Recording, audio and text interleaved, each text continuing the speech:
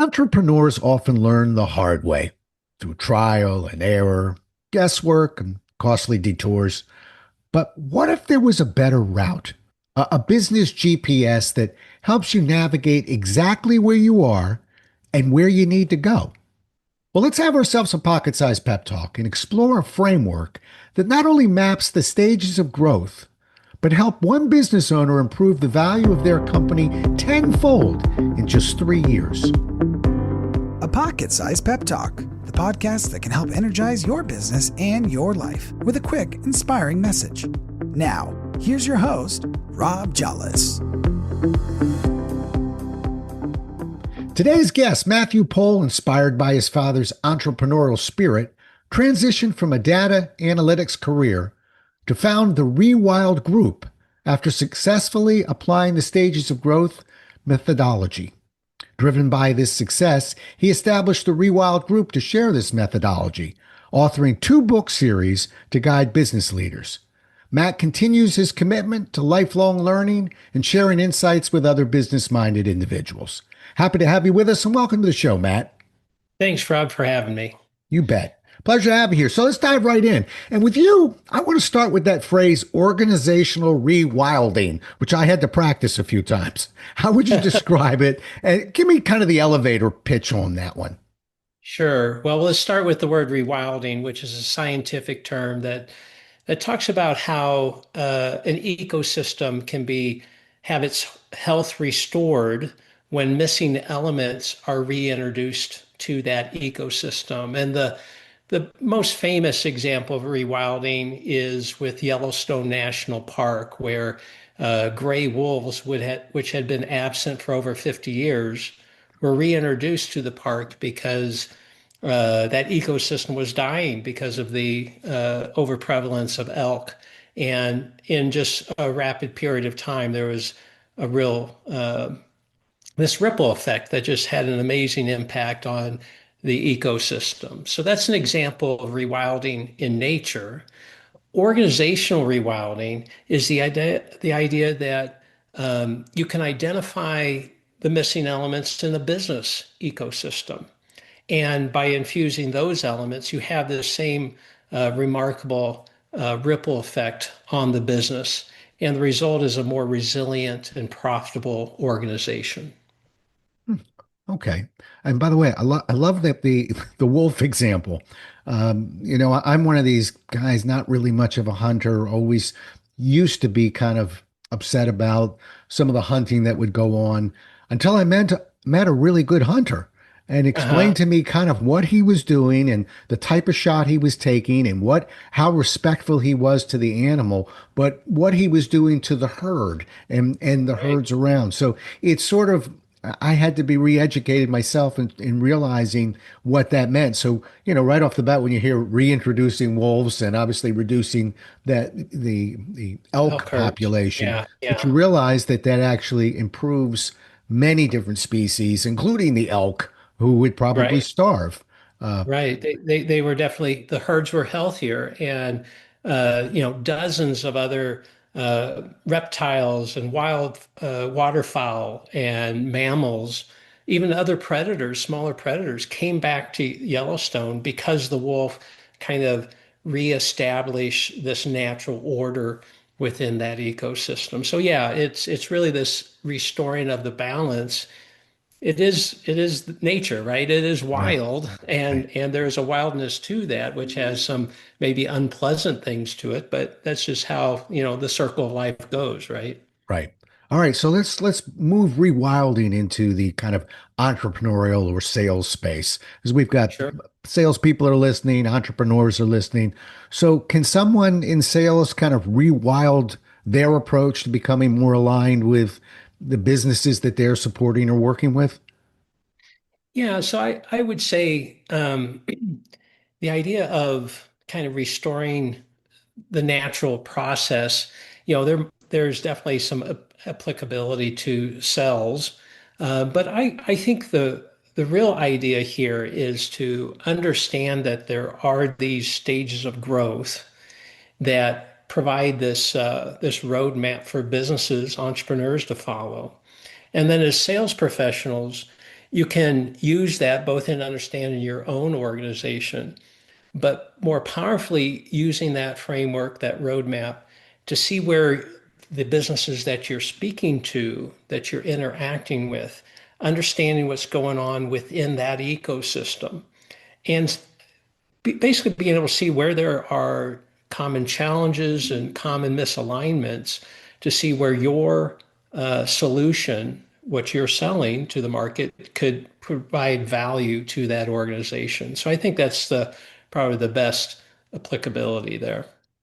Okay, which makes sense. And I know we're going to talk about this stages of growth mythology that you've written about, and I that appeals to me because I actually have written about and work with decision cycles. So I'm used to Okay. kind of pushing people back and going, whoa, whoa, whoa, whoa, whoa, where's the client? It's going to change our strategy. So Right. uh, let's talk about that a little bit. You began in data analytics and later applied these stages of growth methodology to increase your company's value.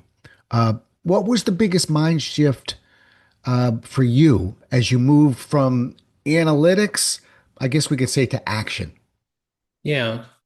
Well, traditionally somebody who's a business analyst, a data scientist like I am, can sometimes struggle to translate, their areas of strength into being an entrepreneur, right? We tend to be more cautious and more data driven, and so prone to not being able to make hard decisions and things like that. So I had to kind of break out of my shell from my early career to be a successful entrepreneur. But essentially, my business had reached a threshold. We couldn't kind of it hit this revenue ceiling that we couldn't seem to break through, and we had struggled with that for almost a decade. And I'm a pretty smart person. I work really hard, and I figured, well, I'm just going to keep on working harder. I'll figure this out. But after about a decade, it was like, okay, I've got to try something new. This isn't working. It took you a decade. It took me a decade.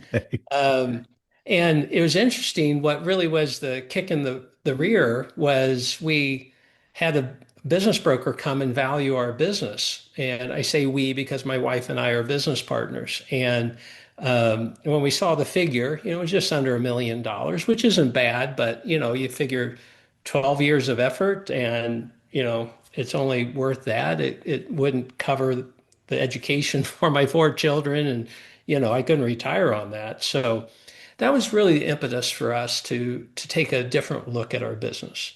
And that's when I stumbled onto this methodology, this roadmap that taught the 7 stages of growth, and I could see what stage I was in. Like you said, it was a GPS to show me where I was, where I wanted to go, and essentially how to get there. Right. I would say probably the biggest, there were many changes that I had to embrace. I really had to adapt and align with this roadmap. And when I did, we saw tremendous success. We tripled the business in 3 years. Um, but I would say just one specific area that your sales professionals would relate to is because I had this data analytics background, I focused on what's called the gate of focus called process. I was a process-minded person. I was people second in my mindset. I figured if I had process right and I had the right people, the third priority was profit. Profit would come because I had a better solution, I had better people. There's some truth in that, but in a stage one business, which is what my business was, profit is actually the top gate of focus per this roadmap. And what it showed me is that, okay, you can have those other two, but if you aren't focused on selling, generating revenue that was profitable, had good margins, I could never grow my business. And that seems to be, I look back at that, it's like, okay, why did it take me a decade to learn that? Entrepreneurs do that all the time, right? We are so working in the business that what might seem obvious if somebody came along and showed you something, we might never stumbled onto, even after a decade of effort. So I would say that was one of the key things. I had to prioritize revenue generation making sure it's profitable. And once we did that, that started to fuel the growth, right? And so we put in systems and processes and outreach and marketing and all these things that then turned into what we called a lead generator. We had a lead engine that was just generating. We went from a couple proposals per month to almost 30 proposals per month. Oh, And that was just a matter of saying, oh, I've got to focus here, not over here, not what I want, what I'm good at. I have to focus on what the business needs. wow. And I want to tell you, I'm sitting here scolding myself because I laughed a little bit when you said 10 years. And at the same time, I'm 33 years in business. I struggle with change just like everyone else. As a matter of fact, from a sales perspective, we always talk about really the biggest objection out there, whether you're selling a car or a telephone, a tangible, intangible, it doesn't matter, is fear of change. It Yeah. just sort of, we just hunker down. Matt, that sounds pretty interesting. That might actually improve things around here. Woof. What if it makes things worse? We're living with not so hot and we're getting away with it. So, Yeah. that's the mind of the client, of the other person. So I don't mean to make light of just how powerful that fear of change really is, which is why I like to talk to people that are process oriented Mm. because it moves us the emotion out of it a little bit, and it lets us Yeah. kind of deal with data and process. So Yeah. I'm with you. Quick question though. We moved profit to number one. We still have people and process. What came in two and three? Well, per the roadmap in stage one, it is profit first, people second, Uh-huh. process third. So I had the lowest as my highest. So I was totally out of alignment. And the reason it's that way is you have to have profitable revenue to grow, to finance growth. You have to have the right people because in stage one, which is from 1 to 10 employees, every person you add is like a big part. It's like 10 to 20 to 30% of the whole staff, right? So every person is important. And you have to, one of the rules is you need to hire generalists because in stage one, you don't have enough people to really get specialized. So people was second, and then process was third. Now, what's nice about the roadmap is I knew that when I got to 11 employees, that mixture gets shaked up a little bit. Profit stays number one in stage two. Process becomes number two because now you have 11 to 19 employees. You're going to double in the number of people. So you have to invest in process to get some more standards and repeatable, scalable processes in place. People actually drops to number three in stage two. Interesting enough, in stage three, it gets reshuffled again, and people is now number one. Right. And Wow. so the reason the roadmap helped me is because I didn't have to, like you said, learn through trial and error. I didn't have to get to stage two and kind of relearn all these rules again. I could simply align to the roadmap, these best practices, and wow, growth continued on. And I could see that when we got to stage three, we got to realign with those new rules for stage three. It's kind of like playing a game of cards. You think you're playing euchre in stage one, but it's changed to spades in stage two, and you're playing poker in stage three, and you wonder why you keep losing. It's because you're following the wrong rules. Yeah. Yeah. That's interesting. As I was listening to you and you were talking about moving people up to two over process, which the Zeroid in me started beginning to wince because we're very process oriented at Xerox when I was there. Okay, And so that's sure. sort of any ex Xerox person will be very process oriented. It's just how we Okay, learn. But right. when you moved to two, I was smiling because I was thinking, I remember reading John Wooden's book, the famous coach for UCLA, Yep. Be Quick, but don't hurry. Uh, Yeah. but he said one of his famous quotes was, "The team with the best players typically wins." And as trite and as simple as that is, it was a very important piece for me as a business person to really Hmm. focus on the people.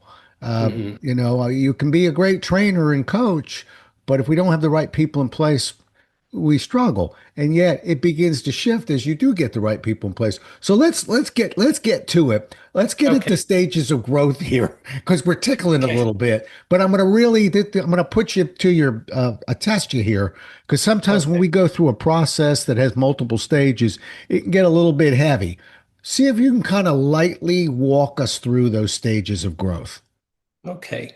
So just at a high level, the details of when you're in each stage, you can look at a reference guide to get that. So I'm not going to focus on that. But Okay. each stage has a theme, and I think just focusing on that theme might be helpful. Stage one is called startup. That's really when you have this small group, 1 to 10 employees, and whether you're a 5-year-old business or a 1-year-old business, you're kind of in this stage where things are chaotic. You don't have enough people to specialize. You have to keep things kind of light because you may still be understanding your customer base and what services the marketplace really wants from you. So stage one is this kind of chaos. It takes a strong visionary leader to kind of work through that to paint the picture for the team of where you're going to really get that buy-in. Stage two, ramp up, is 11 to 19 employees. And so you've moved past all that chaos. You've got a little bit of a critical mass now. You can start to specialize some of your resources. Um, and Yet the rules change and you need to follow those. You start to need to add some more of these key elements like the gray wolf in Parks. Yellowstone. You have to be Mhm. watching out for these key structures that need to be in place. So as you grow, you can scale. If you don't, you'll get to a place where your foundation is too weak and you'll crumble and come back to a prior stage. Stage three is the delegation stage. This is really one of the hardest transition stages, especially for entrepreneurs. Stage three is where the organization begins to move from owner centric to being enterprise centric, where it's not about just the CEO anymore, the founder. It needs to take on, the entity takes a life on its own. And so you need to have things like clear brand and core values so that everybody knows, okay, this is how we operate. This is how we operate with our customers and our vendors. This is how we operate with each other. Um, Stage four is the professional stage. And by stage four, you need to have really start to have set in place departments that have professionalized managers. So you're professionalizing that management team, whether that's growing them from inside and getting them the training they need, or bringing people from the outside that have run, say, a sales department or an operations department, because you're getting so much complexity that you have to have those strong players kind of at that next layer.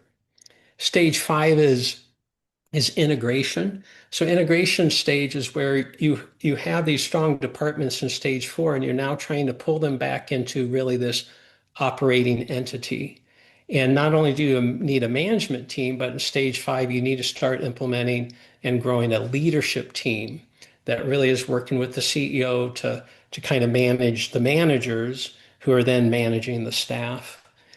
Stage six is strategic. This is where you need a fully operational leadership team. Again, all the best practices will adjust as you go through these different stages. And then stage seven is visionary. And visionary ends, our research ended with at 350 employees within the organization, but stage seven kind of really applies, even to organizations a bit larger than that. And oftentimes, an entity will have multiple divisions, and each of those divisions could be in their own stage and could use these best practices. Maybe it's a 2,000 person company, but there's, 3 or 4 divisions that have smaller employee headcounts, and that division can use the best practices for their appropriate stage. So that's Okay. kind of the high level overview of the 7 stages. Yeah, appreciate that. And that's not easy to do. So I really do appreciate that. So I understand where you're coming from as a business owner. How Mhm. does this framework help salespeople position themselves strategically? Yeah, that's an important question for your audience. As a sales professional, I think, and I'll admit this is not necessarily my greatest strength. I'll help you through it, Matt. Don't you worry. Together we're going to get there. Keep going. That's right. But I would say, one of the things I've learned in business development is that you have to understand who you're speaking to, what their needs are, and you're trying to meet their needs, right? If you have to understand their pain, because without pain, they're likely not going to change, right? We Right. talked about how powerful status quo is, but pain is one thing that can push somebody along to say, okay, maybe change is worth that. And I would say two areas of the roadmap I think are helpful. First of all, just understanding that there are these 7 stages and being able to slot a business that you're talking to into one of these stages. Are they in delegation? Well, at delegation, they need to have a few managers. The owner needs to be delegating. So you can kind of feel the tension and kind of what differentiates that stage versus stage 4, where they're putting this professional sales team. So you'll just have a better understanding of the battleground, the grounds that they're fighting on as an owner, so that you can talk to them better and empathize with them. There's another piece of the roadmap that could be powerful, and that is we have what we call the classic challenges. So our research of over 1,500 small and mid-sized businesses, one of the things we were able to identify is that at each stage, there are 5 what we call classic challenges that these businesses typically face. So we actually use this in our sales process because I can go to a stage 3 business and I can say, hey, are you experiencing one, two, three, four, or 5? And they'll say, how'd you know? We're experiencing 3 of those. Those are 3 of some of the biggest challenges. How'd you know that without even asking me about my business? Well, it lends credibility because I know that those are the things that are most common in that stage. So I can go in with that lens and be able to somewhat anticipate the kinds of pain that they're experiencing. And I would say this in particular could be helpful, based on the product or service that you're selling. You may find that there's actually a stage of growth which you kind of intuitively thought, well, I always have successful in this kind of size of business. And then you can see it on the roadmap and say, oh my goodness, stage 4, that is my sweet spot. And I can see why, because here's the challenges, and my solution helps with these challenges or one of these elements or one of these rules. And so I think it can help you focus where your sweet spots are and what stages, and that will allow you to narrow, not eliminate the others, but you can find potentially a demographic element, a data point that you can say, okay, when I'm looking at everybody I can talk to, I'm going to narrow it down to stage 4 businesses because that seems to be my sweet spot. And you'll have a reason why that instead of it just being intuitive. Good. All right. You're getting a gold star. You did real well, Bob. I talked to very seasoned salespeople who missed a few flags that you nailed. And I'll tell you the first one you got right out of the bag. Pain. Okay. Okay. And we throw that word around. I actually don't really like it, but it's a word we can use together. Challenges, obstacles, limitations, barriers, dissatisfaction, concerns. There's better ways to say it because I really don't want my client in pain, but I know that they have certain challenges or obstacles. So, but once you use that word, Matt, I knew immediately you knew where you were going. And that's where salespeople actually typically miss because they want to learn all about the company and then tell them all the things they can do for the company. But until Right. we understand where that pain is, we're not really Mhm. going to be a whole lot of help. So that got you half a star. I'll tell you where the other half came from. You've kind of narrowed it down through your process to give salespeople or entrepreneurs or anybody who's consulting. I'm going to stop using salespeople so much.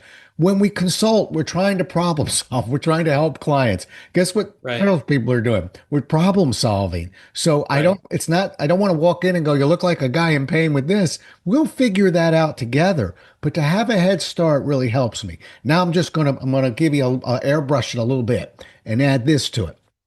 rather than, hey, are you experiencing, and you're just using an example, we're going to Yeah. open that probe up, okay, to rather than a closed probe, a yes or no, we'll open it up. It's a little bit softer and it's more effective. But we also, rather than saying, are you having, what kind of challenges? Let's do a, I'm always going to be a copier jock. So let's go to a Xerox copier for a second or a printer or whatever. We already knew that one of the challenges we're looking to solve is something that is ease of use. Sometimes the clients will purchase certain equipment, has every bell and whistle, but nobody knows how to use it.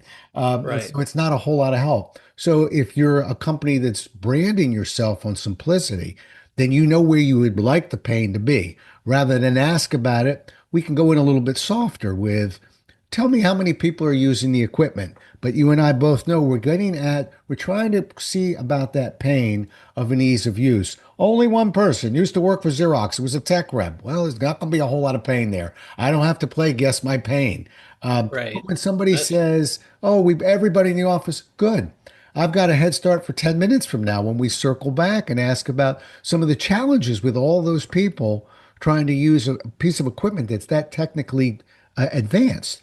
And so I'm right. not really guessing or I'm not playing cards. I've got a client who'll be more apt to answer if I don't come at them with a pain question. And yet we're circling that pain. But without Right. it, Matt, neither one of us can do our job. So loved what you just said there. And I really think that that has some great applications for salespeople, including knowing sort of how to sift through it based on what stage they're in, because it's going to be Right. a different level. It's not a one pain fits all, apparently.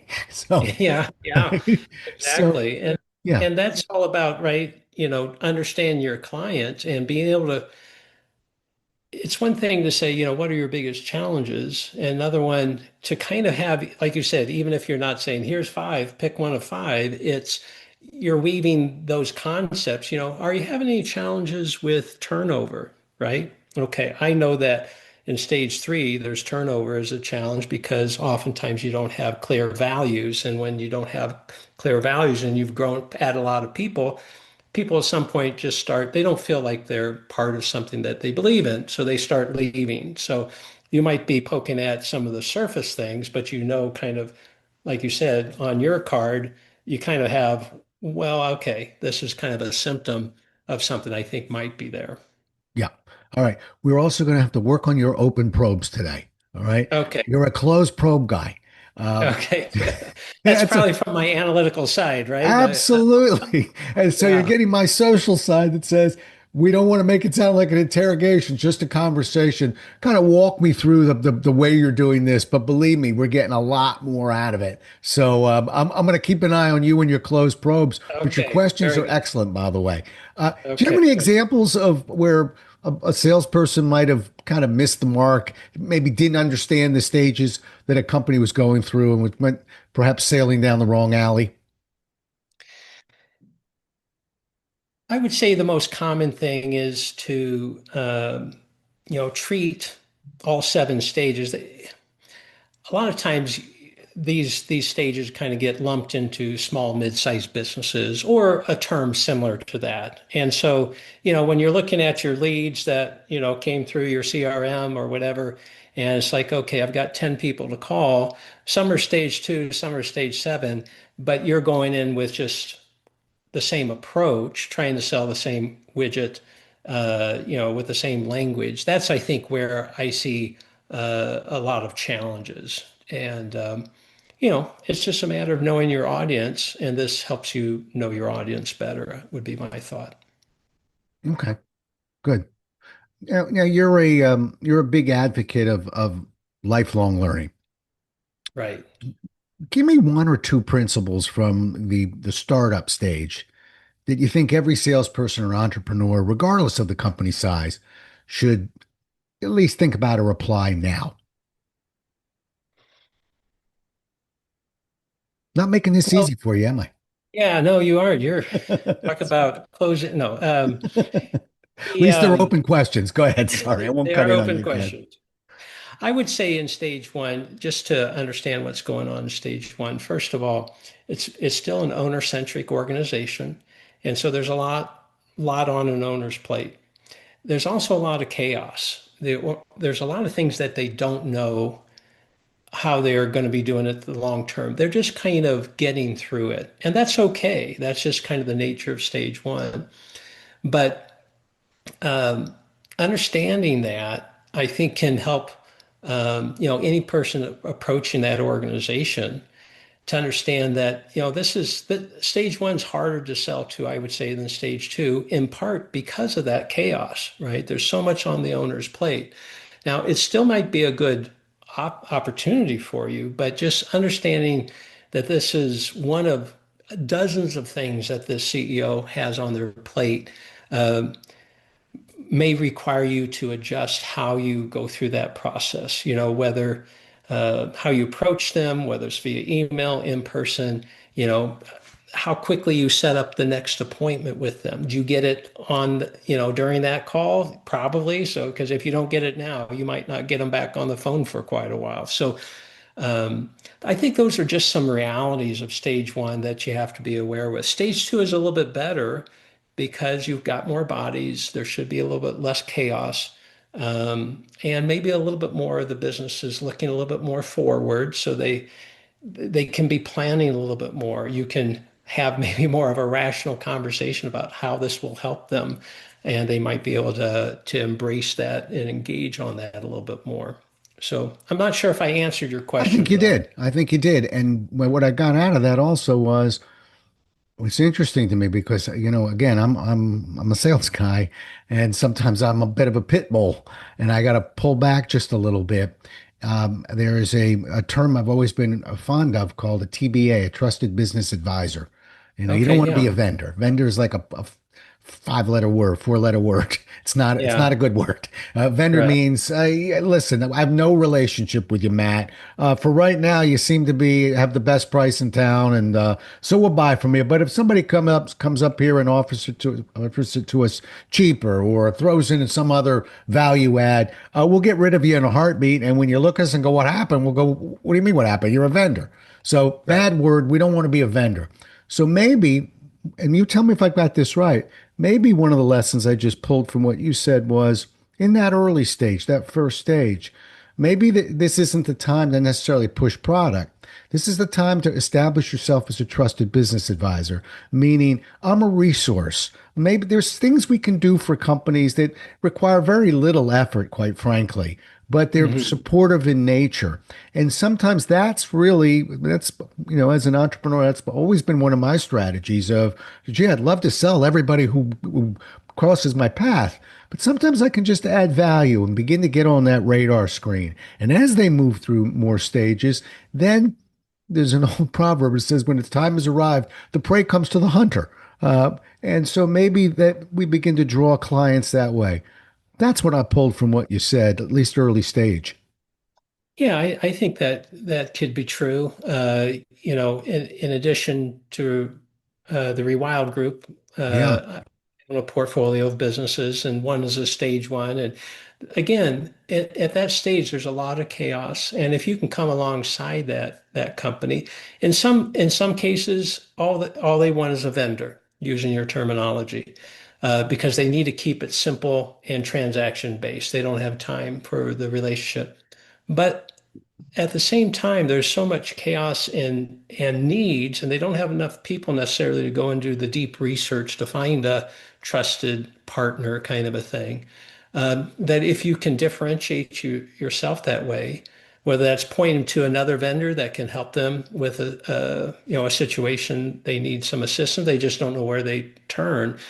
That's where you start to get that long-term relationship. And I can think of specific vendors for one of our businesses that has turned into that trusted advisor, that they're one of the companies, even if we know they don't offer that service, we are often going to them to say, do you know somebody who does right, X? right. And and when that occurs, like you said, that moves from a transaction price sensitive kind of a relationship to they're just part of the extended team of our organization. And that's obviously where you want to be from a sales professional.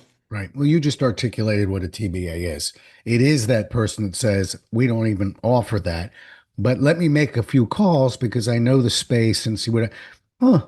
That goes a little bit further than what a vendor would typically offer. And Yeah. so I think we're on the same page there.